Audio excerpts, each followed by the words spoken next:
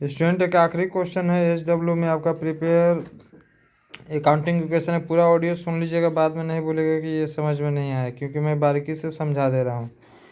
एक नंबर में लिखा हुआ है Vikas started business with cash and goods, यानी उसके पास पैसा है 1 लाख और सामान है 50,000, यानी हमारा कैपिटल 1.5 लाख हो जाएगा।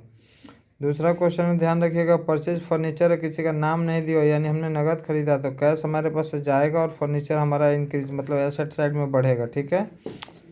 पेड सैलरी, सैलरी हमने दिया तो क्या होगा, कैश घटेगा और कैपिटल घट जाएगा, क्योंकि सैलरी हम कभी भी किसी को कहाँ से देते हैं, जो इनकम करते हैं वहीं से देते हैं, इनकम वाला पैसा कैपिटल में रहता है। ये लास्ट क्वेश्चन अकाउंटिंग इक्वेशन से, इससे related question accounting equation chapter related नहीं आएगा।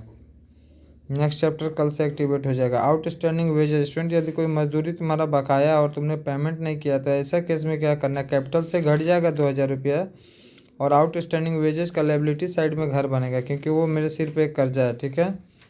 नेक्स्ट है प्रीपेड इंश्योरेंस, हमने किसी को एडवांस इंश्योरेंस वाले को पैसा दे दिया 3,000, तो कैश तो जाएगा 3,000, बट प्रीपेड इंश्योरेंस हमारा एसेट हो जाएगा, क्योंकि ये पैसा हम उसको एडवांस दिए हुए हैं। हो सकता है हम अपना इंश्योरेंस कैंसिल भी कर सकते हैं, इसलिए एसेट साइड में एक और घर बढ़ेगा, प्रीपेड इंश्योरेंस, उसको इंश्योरेंस लिख के भी आप छोड़ सकते हैं। ठीक है।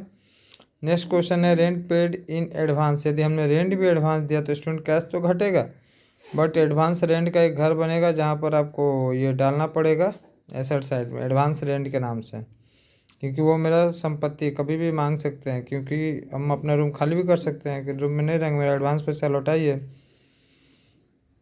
नेक्स्ट है student goods sold for cash, यदि आपने नगद माल बेचा 10,000 का सामान 12,000, तो ये ऐसा क्वेश्चन आप अक्सर भेंट करते आए हैं, कोई बड़ा चीज़ नहीं, हमने नगद सामान 10 का सामान 12 में बेचा तो हमारे पास कैश आ गया 12,000, गोदाम से सामान जाएगा 10,000, बट हमारा प्रॉफिट हो जाएगा 2,000, वो हमारा कैपिटल बढ़ जाएगा और कुछ नहीं होगा इसमें, इसके अलावा कहीं भी कोई असर नहीं होगा, उस सब जीरो कीजिएगा। ठीक है। नेक्स्ट है depression on furniture, depression on furniture में 1,000 रुपये का फर्नीचर यदि घिसता है तो एक तरह से मेरी संपत्ति लॉस हो रही है, तो आपका फर्नीचर 1,000 रुपया माइनस हो जाएगा और संपत्ति भी 1,000 घट जाएगा। ठीक है। फर्नीचर से 1,000 लेस कीजिएगा, वहाँ कैपिटल भी 1,000 घटा देगा, क्योंकि ये मेरा कहानी समाप्त हो रहा संपत्ति का। रेंट रिसीव 1,000 रुपया भाड़ा यदि आ रहा तो कैश बढ़ जाएगा और कैपिटल बढ़ जाएगा। ठीक है। टोटल एसेट जोड़ोगे तो 1,48,000 आएगा, लायबिलिटीज़ में एक आउटस्टैंडिंग का 6,000 आएगा, कैपिटल आपका 1,42,000 रुपया आएगा। ठीक है। दोनों साइड का बैलेंस शीट आप देखोगे तो 1,48,000 होगा, इसीलिए सब बारीकी से बता दिए, कोई कन्फ्यूजन ओवर राइटिंग नहीं कीजिएगा।